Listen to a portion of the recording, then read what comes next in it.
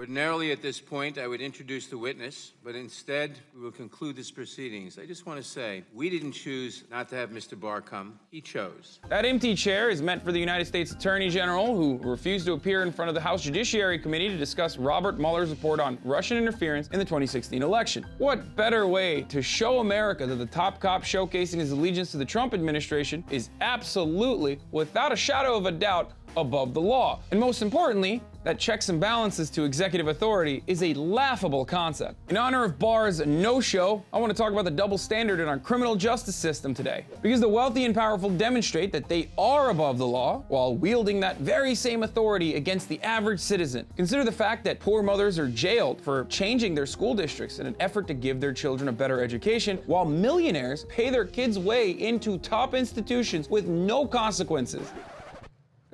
Minus a few exceptions, of course. So while the Attorney General is free to cover for Trump's obstruction of justice investigation, black activists are being harassed by that same court system. Activists like DeRay Mckesson, a Black Lives Matter organizer, a blue vest wearer, and a bit of a celebrity for his activism. And that last part actually makes him a very controversial figure in activist circles. But regardless of what you might think of DeRay and his terrible opinions on charter schools, a Louisiana police officer has tried to charge him after a brick was thrown during a Baton Rouge BLM rally DeRay organized, despite the fact that DeRay did not throw a brick, did not hand out a brick, nor tell others to throw bricks. Now, I won't get into the argument about what kind of state violence is seen as the norm versus what is considered unacceptable. After all, the rally DeRay led was being held after police officers killed Alton Sterling but weren't charged. But a random rock being thrown at a police officer during the protest is still being used against an organizer? That's a little weird. There's different forms of violence, for example, structural violence like poverty, the violence that causes you to go out and do jobs that you don't want to do because of the fear that if you don't take on these jobs that you won't be able to actually put food on your table and put a shelter over your head and protect your family. And then there's systemic violence that we also usually normalize, like state violence or police violence, these sorts of things that most average apolitical people don't have issue with. And then there is, I guess, what we would consider political violence, the third form, which oftentimes is outside of the norm or is considered as outside of the norm, like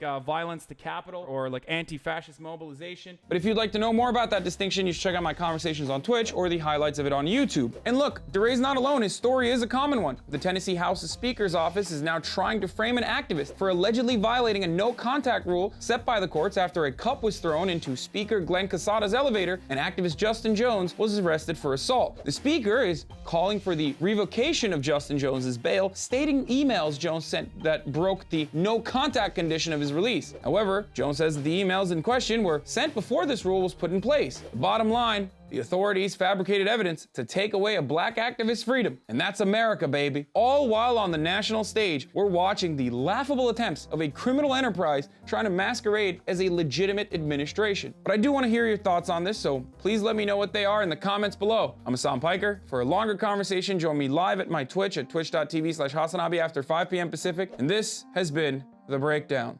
You like this video? Great. Never miss another breakdown video by hitting the subscribe button below, and also ring the bell to get notified whenever we publish a new one.